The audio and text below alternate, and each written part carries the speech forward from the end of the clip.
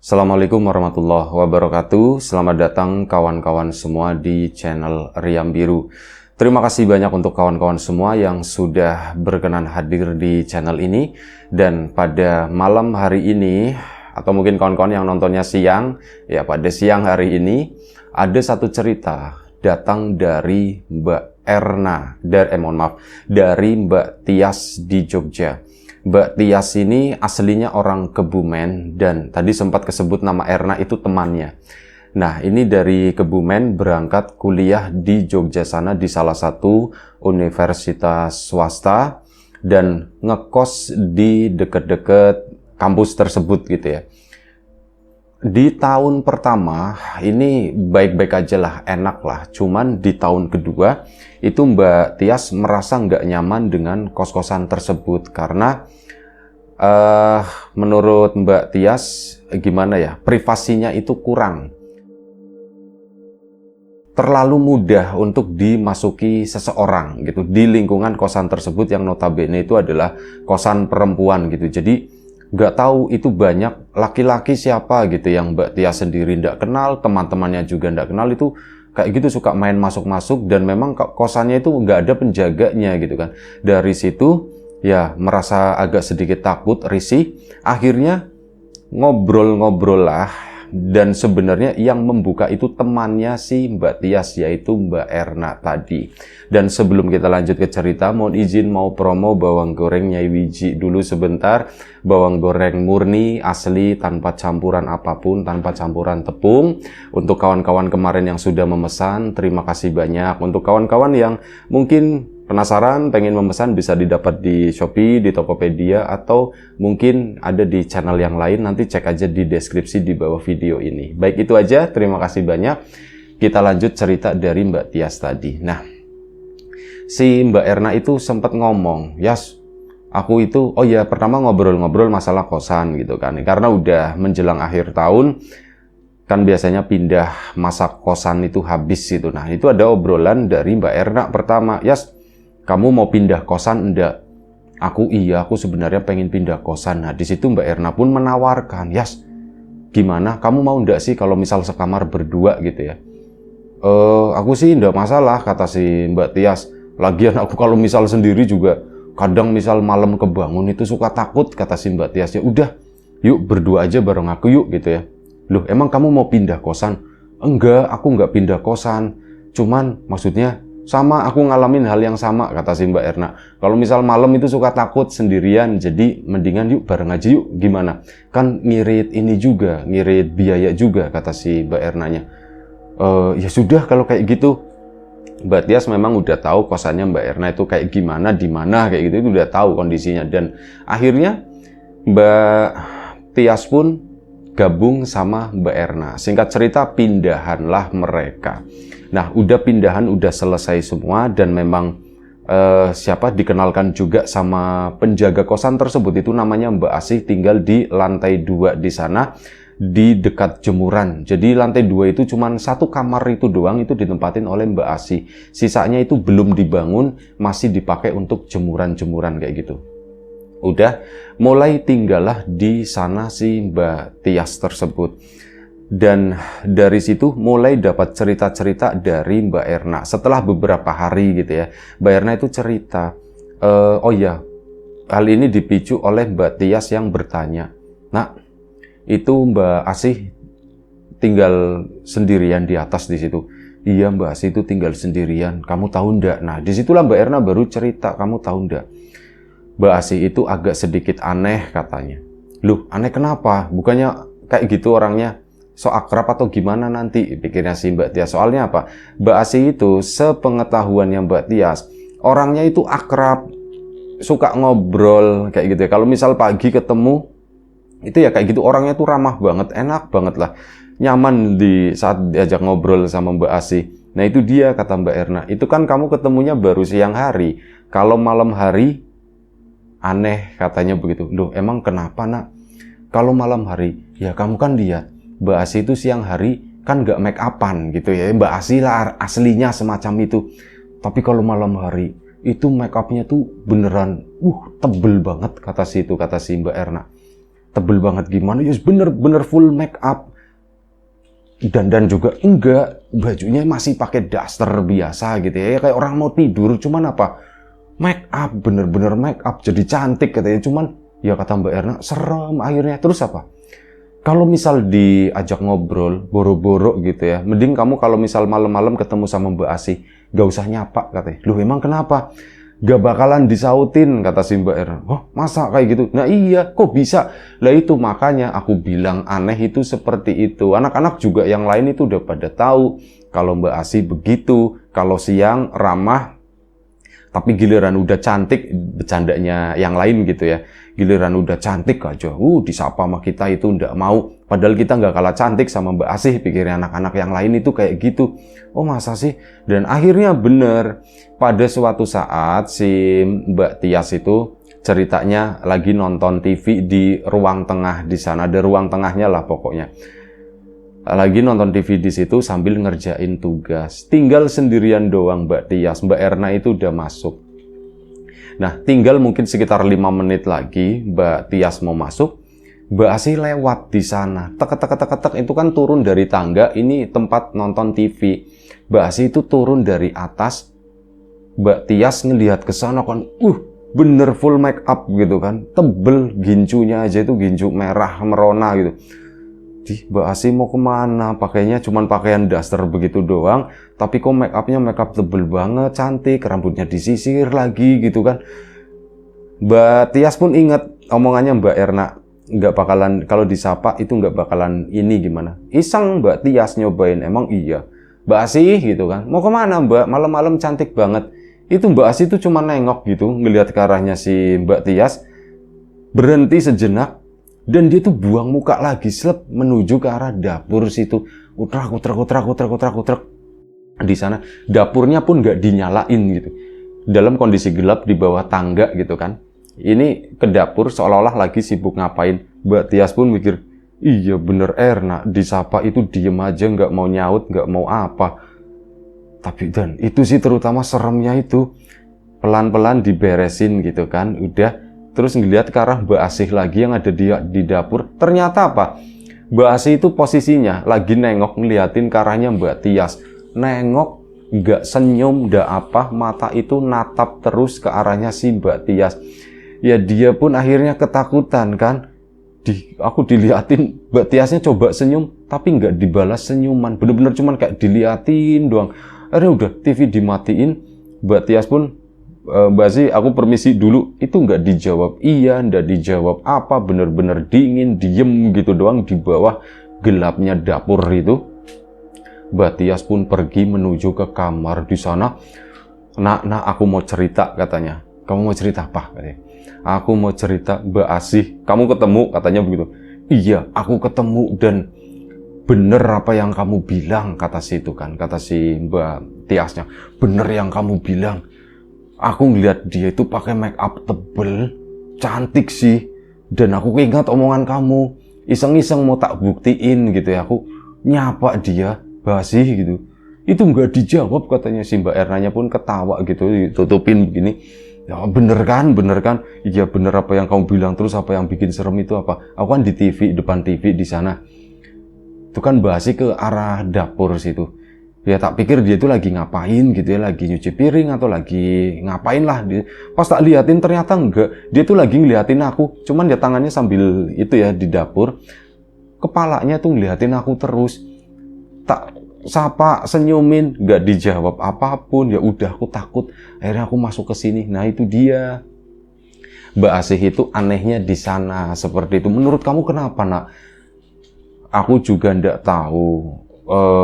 Kemungkinan sih begini Mbak Asih kan itu umur juga udah cukup ya, sekitar 40-an kayaknya, 40 lebih. Dan Mbak Asih kan memang belum menikah atau udah pernah menikah bercerai kata si Mbak Tias. Belum, setauku belum pernah. Ya pernah ngobrol sama Mbak Asih katanya, ya enggak, aku belum pernah menikah katanya.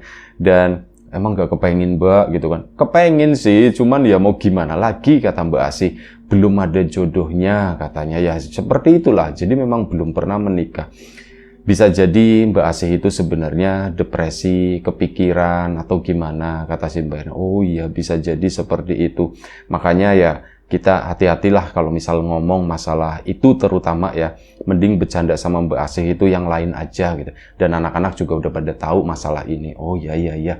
Udah, tidurlah mereka akhirnya malam itu. Malam-malam selanjutnya si Mbak Tias pun mulai paham hal tersebut dan memang turunnya Mbak Asih itu biasanya sekitar jam 9 atau jam 9 ke atas, itu biasanya sempetin turun ke sana, keliling kos, ke depan, nanti masuk lagi. Ya ngunci pintu beneran seperti biasa, cuman jangan disapa. Kalau disapa nanti bikin makan hati, yang ada itu serem gitu. Makanya udah, anak-anak udah pada tahu, jam segitu pun udah sepi, nanti nunggu Mbak Asih keluar biasanya kalau misal mereka mau nonton bola atau apa gitu ya. Itu nunggu Mbak Asih karena keluarnya itu nggak lama, cuman sebentar, terus nanti masuk lagi ke atas. Nah kalau udah masuk ke atas, anak-anak itu biasanya pada keluar, pada misal nonton bola itu ya satu persatu pada ke ruang tengah tersebut. Dah, selama beberapa hari, pengalaman Mbak Tias sebelumnya pun dijadikan acuan. Udahlah, aku nggak mau macem-macem di sini intinya. Yang jelas aku menikmati tinggal di kosan ini bareng Erna, kosannya lingkungannya juga nyaman dan sebagainya. Aku belajar juga enak karena ada teman satu kelas si Erna gitu kan. Udah, menikmati kehidupan di kosan tersebut. Ke kampus juga nggak terlalu jauh. Akhirnya dalam beberapa hari selanjutnya ini ada keperluan. Si Mbak Tias ini ada satu baju yang memang cuman satu-satunya, itu baju kemeja warna putih dan udah dipakai sebelumnya dan itu tuh belum dicuci karena keesokan paginya Mbak Tias itu mau make. Jadi ini gimana caranya supaya bisa aku pakai besok. Terus mikir kan, ya udah aku cuci di tempat tersebut nggak ada mesin cuci. Ya udah aku cuci, aku kucek, nanti malam aku jemur, besok pagi-pagi itu kan udah cepel-cepel gitu doang. Nanti aku setrika aja deh, itu kan pasti kering gitu ya, mikirnya si Mbak Tias. Malam itu pun nyuci. Anak-anak itu lagi pada nonton TV, si ini nyucinya pun di jemurannya itu kan di atas gitu ya. Nah, nyucinya itu ada area, ada toilet dan sebagainya. Di situ ada tempat buat nyuci juga. Ucak sendiri, cuman satu baju tersebut. Saat udah selesai, dibawalah ke sana, menuju ke atas, menuju ke jemuran. Saat menuju ke jemuran tadi, si Mbak Tias sempat ngelihat ke kamarnya Mbak Asih di situ. Karena ngelewatin gitu ya, ada Mbak Asih di sana. Mbak Tias pun jemur pakaian di situ. Nah, biasanya itu kalau malam-malam suka disingkirin sama Mbak Asih, dipinggirin gitu ya. Takut kena hujan, takut kena apa. Ini biasanya anak-anak itu suka diprarak gitu, dirapetin. Nah, ini Mbak Tias nggak maunya itu kena angin biar cepet kering. Akhirnya udah dicantelin. Aduh, aku malam-malam begini ke tempatnya Mbak Asih, gimana ya gitu ya. Bakal dimarahin lagi enggak ya, bakal diomelin lagi enggak ya gitu kan. Sempet dalam hati itu kayak gitu. Tapi udah enggak apa-apalah, aku ke situ aja. Akhirnya Mbak Tias pun menuju ke kamarnya Mbak Asih di sana. Ngelongok begitu ngelongok sih Mbak Tias itu langsung teriak-teriak, ngejerit-jerit gitu ya. Tolong langsung semacam itu. Gara-gara apa? Mbak Tias itu melihat ada sesuatu yang tergantung di sana, ada yang bergelantungan, yaitu Mbak Asih. Bergelantungan, ya kawan-kawan mungkin tahu maksudnya gitu ya, karena ini nggak boleh disebutkan kalimat atau frase tersebut. Jadi intinya ada yang bergelantungan di sana. Mbak Tiasnya teriak-teriak, ini anak-anak yang ada di bawah di situ, Mbak Tiasnya itu udah jongkok aja di situ ketakutan. Ini teman-temannya, ini dari bawah itu pada kata semua, Tias kenapa gitu. Disamperin ke situ, Yas kamu kenapa, Yas kamu? Itu. Aku ngelihat. Nah, begitu Mbak Tias ngelihat ke dalam lagi, itu yang bergelantungan itu udah ndak ada. Yas kamu lihat apa? Kamu lihat? Aku tadi ngeliat Mbak Asih lihat Mbak Asih, kenapa? Mbak Asih bergelantungan gitu kan. Mbak Asih bergelantungan. Iya, aku ngeliat orang nggak ada apa-apa ya. Nah setelah itu Mbak Asih itu keluar dari belakang, dari area jemuran tersebut, entah datang dari mana gitu. Tahu tuk. Tias kenapa gitu. Cuman waktu itu Mbak Asih itu nggak pakai make up. Tias kenapa? Mbak Asih bingung kan Mbak Tias. Mbak Asih tadi di sana Mbak Asih gelayutan gitu, gelantungan. Enggak, orang saya lagi ada di sana lagi ngebenerin antena, katanya. Lagi ngebenerin antena. Iya, orang saya dari tadi ngebenerin antena. Mbak Asih itu memang punya TV sendiri, antenanya tuh sendiri. Dan itu katanya lagi ngebenerin antena. Saat di jemuran sana, ya mungkin karena fokus ke jemuran, Mbak Tias pun nggak ngeh kali ya di situ ada Mbak Asih. Nah saat turun ngeliat ke sana ada yang bergelantungan di situ, akhirnya sudah duduklah di situ si Mbak Tiasnya selama beberapa saat, akhirnya dibawa turun sama teman-temannya. Ya sudah Mbak Asih, kami turun dulu. Iya udah malam istirahat ya, kata si Mbak Asih. Udah turun ke sana, Mbak Tias itu ngomong sama teman-temannya, sumpah aku ngelihat jelas, aku ngelihat Mbak Asih itu bergelantungan. Nah teman-teman pun ada yang berspekulasi, ini jangan-jangan nanti kamu tuh kayak dikasih firasat gimana gitu ya. Takut ada sesuatu yang buruk terjadi sama Mbak Asih. Ada yang berpendapat semacam itu. Termasuk Mbak Tias pun setuju dengan hal tadi. Mbak Erna pun setuju dengan itu gitu ya. Terus gimana dong? Terus gimana? Ya sudah, kalau misal kita ada kesempatan buat mencegah itu, kita cegah. Tapi kalau memang hal itu harus terjadi, ya sudah memang harus terjadi. Jadi begitu kan intinya. Akhirnya sudah. Si Mbak Tias pun balik ke kamar ke sana sama Mbak Erna. Mbak Erna pun ngomong, Yas, serem banget sih Yas apa yang kamu lihat. Iya nak, aku juga nggak tahu nak, sumpah aku sampai sekarang itu aku masih kebayang gitu. Emang kayak gimana? Ya begitu bergelantungan, gitu apa lidahnya tuh ya keluar dan sebagainya.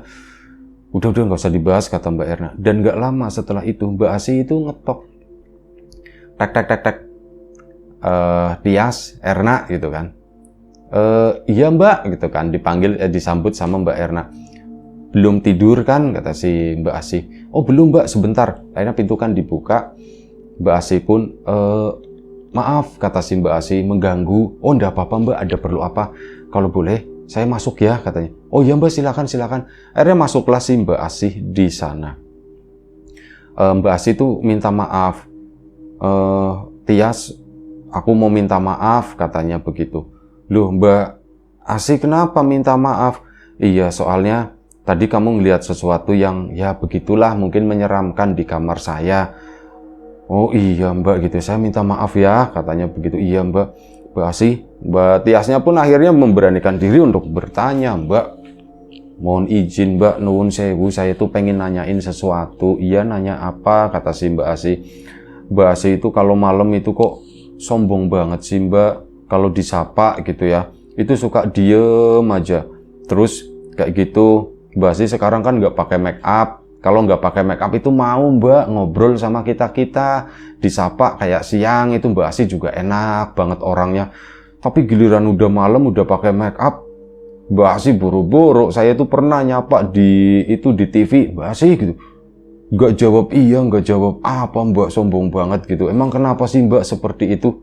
Mbak Asih pun diem gitu kan. Ya Mbak Tias sama Mbak Erna tuh sama-sama bingung, bahkan mulai merasakan ada sedikit rasa takut. Waduh, ngamuk nih, jadi macan repot pikirnya si Mbak Tias gitu dalam hati. Enggak, jangan. Mbak Asih pun akhirnya senyum gitu. Pas senyum, ini Mbak Tias malah tambah takut gitu ya. Ternyata enggak, senyum itu cuman kayak awalan mau cerita. Oh jadi itu gini. Sebenarnya saya nggak mau cerita masalah ini, tapi ya sudah karena ditanyain gitu kan, ya wis ndak apa-apa. Nah Mbak Asih itu cerita, saya itu dulu banget pernah punya saudara kembar, perempuan juga, mukanya mirip banget sama aku, cuman ya itu dulu ya, beberapa tahun silam lah. Dan ya begitulah katanya. Yang namanya saudara kembar itu, kalau ada aku kenal juga kembar-kembar yang lain, mereka itu kan rukun, mereka itu baik, kemana-mana itu bareng. Cuman tidak tahu ini saudara kembarku yang satu ini kok beda. Jadi dari kecil itu sering ngejahatin aku. Misalkan dibeliin baju kembar, itu nanti bajuku yang satu itu ditandain sama dia. Ini punyaku, ini punyanya Asih. Itu apa punyaku, itu digunting katanya, kata si Mbak Asih. Oh digunting Mbak? Iya. Ya dulu aku kecil, aku nggak berpikir kalau dia itu jahat atau gimana gitu ya. Main-main seperti biasa, tapi dia itu nggak pernah mau kalah. Aku selalu yang ngalah, kata Mbak Asih. Dan sampai hal itu pun berlangsung sampai aku gede, sampai saya besar, kami berdua sama-sama besar, masih seperti itu. Dan terakhir-terakhir itu ya adalah yang namanya cinta-cintaan begitu ya. Jadi waktu itu ada seseorang namanya Mas Darmono, ceritanya itu datang suka gitu sama Mbak, kata si Mbak Asih, dan Mbak pun juga sama-sama suka. Dan ya intinya begitulah, kami pun menjalin hubungan yang lebih serius gitu ya. Tapi saudara kembarku itu ndak suka, dan dia itu intinya ngerebut lah.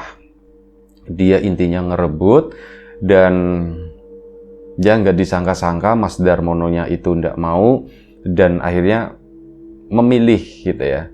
Memilih untuk meninggalkan kami berdua. Cuman kalau aku sih, kata Mbak Asih ya, kalau saya biasa aja ya, mungkin belum jodoh.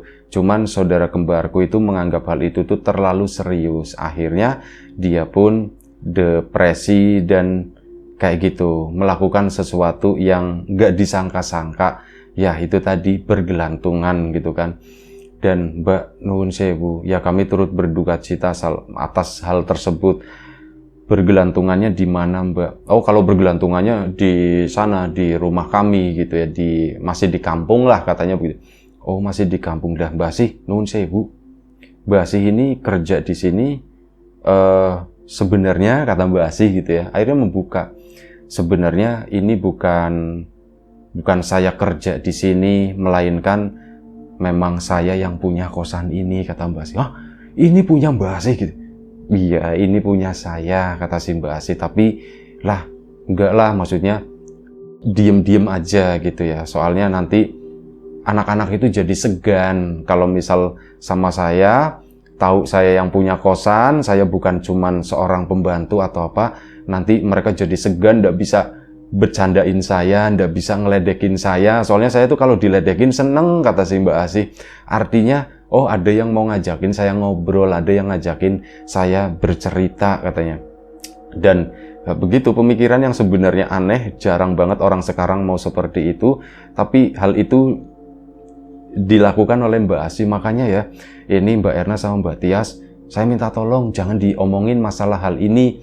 Biarkan saja saya itu menjadi Mbak Asih yang ya cuma seorang babu, cuma seorang pembantu, cuma seorang penjaga kosan. Karena dari situ saya itu bisa dapat teman-teman. Kalau mereka mungkin tahu saya adalah pemilik kosan, mereka tuh jadi segan. Dan saya yakin pasti mereka akan menjauhi, setidaknya nggak berani ngeledekin saya, kata si Mbak Asih. Oh iya Mbak. Tapi saya gimana, kami gimana, kan tahu Mbak Asih yang punya kosan. Alah sama aja, anggap aja saya babu, katanya begitu.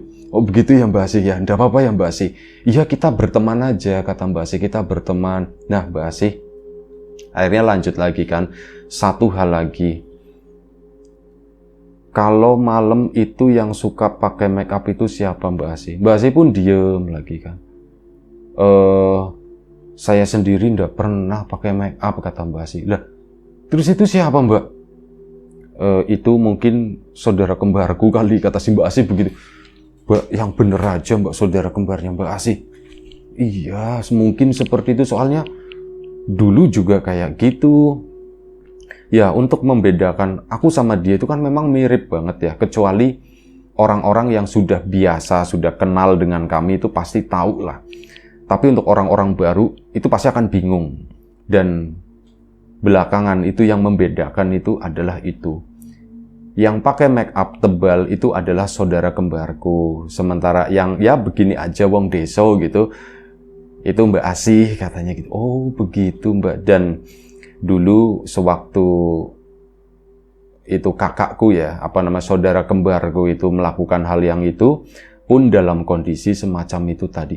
Mbak, berarti yang aku sapa malam-malam itu bukan Mbak Asih katanya. Ya bukan, saya itu biasanya jam 8 atau paling malam itu jam 9 juga udah tidur. Dan ya pokoknya pintu depan itu tak percayain sama anak-anak itu dikunci gitu ya. Ya sudah, kata si Mbak, saya tuh nggak pernah keluar Mbak. Berarti itu ya Mbak ya, itu setan ya Mbak ya, kata si Mbak Tiasnya. Iya mungkin seperti itu. Mbak juga bingung nyebutnya apa gitu ya. Tapi ya kurang lebih seperti itu. Gak usah takut, nggak apa-apa kok. Lagian ya cuman kayak gitu-gitu doang kan, nggak terlalu mengganggu. Iya Mbak, iya Mbak. Nah, dari penjelasannya Mbak Asih tadi, memang awalnya itu ada rasa takut, tapi belakangan ya udah enggak. Mikirnya Mbak Tias itu simple, diskusi kan. Malam itu udah selesai nih sama Mbak Asih. Mbak Asih pun akhirnya pulang ke kamarnya. Ini Mbak Erna sama Mbak Tias itu diskusi dan sepakat, udah kita nggak usah takut. Itu bukan Mbak Asih, dan yang jelas mungkin itu setan atau apa, tapi kita nggak usah takut. Lagian itu kalaupun itu merepresentasikan kakaknya atau saudara kembarnya Mbak Asih, itu kan memang dia itu jahat. Ya udah kita nggak usah takut, kan dia cuman kayak gitu-gitu doang. Iya nak, aku setuju nak, aku setuju. Hal itu pun diterapkan. Nah, mulai membiasakan diri, yuk jam 9 kita nongkrong di tempat TV gitu ya. Dan Mbak Erna pun sebagian cerita itu disampaikan ke anak-anak yang lain supaya ngerti. Aku kemarin ngobrol sama Mbak Asih begini. Atas izin Mbak Asih juga itu diceritakan. Ya begitulah. Tapi masalah kepemilikan kosan jangan, intinya itu. Oh jadi begitu, akhirnya anak-anak pun mulai berani. Ya, ada yang takut, tapi dari yang takut itu akhirnya pada berani. Mereka setiap malam ngumpul di tempat TV di sana. Kalau memang udah ngantuk banget baru mereka balik ke kamar masing-masing jam 10 atau apa. Dan sosok itu tuh udah nggak pernah muncul. Saat ditungguin malah nggak muncul, tapi giliran cuman sendirian. Kayak terakhir itu Mbak Erna gitu ya. Mbak Erna tuh lagi di tempat TV di sana sendirian. Karena lama nggak muncul, tiba-tiba ada yang tekluk datang dari atas. Pas nengok, itu tadi yang bermake up tebal, dan Mbak Erna itu diem aja. Cuman apa, sosok itu berdiri di sampingnya Mbak Erna itu cuman ngeliatin begini gitu ya. Ya Mbak Ernanya yang nggak kuat, dia pun takut, akhirnya lari masuk ke dalam kamar, cerita sama Mbak Tias, "Yas, aku tadi ditungguin ya sama yang itu yang pakai make up itu ya." Terus gimana? Ya dia cuman berdiri di sampingku, cuman melotot kayak gitu seolah-olah ngusir. Kan sana kamu pergi nak, jangan di sini nak. Seolah-olah kayak gitu. Aku pun nggak nyapa, nggak apa. Biasanya dia kan cuman ke dapur, ke situ terus. Kalau nggak keliling-keliling kosan ke sana, nutupin pintu atau apa. Ini tuh cuman berdiri di sampingku di situ. Ya udah, aku nggak kuat. Akhirnya aku pun baliklah ke kamar sini. Tapi kamu takut ya nak, berarti ya nak? Ya takut lah orang dibegituin, tapi coba misal ada kamu Yas berdua misalkan, aku nggak bakalan takut. Yas kapan-kapan tak temenin di situ gitu ya. Ya, udah aku ngantuk, aku mau tidur. Akhirnya malam itu pun mereka istirahat, dan kedepannya mereka pun sudah bisa menyesuaikan dengan kehidupan itu ya, yang semacam itu, termasuk berhasil menjaga rahasianya Mbak Asih, pemilik kosan tadi, sampai terakhir mereka tinggal di sana, dan beberapa kawannya itu juga mau pindah gitu. Akhirnya dikasih tahu, ya pada kaget semuanya. "Oh Mbak Asih maafin ya Mbak ya, kami nggak sopan," dan sebagainya. Itu aja satu cerita dari Mbak Tias. Terima kasih banyak. Kawan-kawan di rumah juga terima kasih banyak atas support dan dukungannya. Apapun itu, kawan-kawan subscriber, kawan-kawan membership, kawan-kawan yang udah kasih support dalam bentuk super thanks ke Riam Biru, terima kasih banyak. Kawan-kawan yang udah ngasih like, udah nge-share ke yang lainnya, kawan-kawan yang udah ninggalin komentar juga terima kasih banyak. Kawan-kawan yang sudah memesan bawang gorengnya Wiji, tentu saja terima kasih. Yang belum memesan, monggo ditunggu pesanannya. Baik, doa terbaik dari kami untuk kawan-kawan semua, semoga selalu diberi kemudahan dalam hal apapun, termasuk kemudahan dalam hal rezeki. Yang sakit segera diberi kesembuhan, yang sehat tetap dijaga kesehatannya. Sampai jumpa di episode selanjutnya. Riam Biru, jaga kesehatan kawan-kawan semuanya. Sekali lagi terima kasih banyak. Assalamualaikum warahmatullahi wabarakatuh.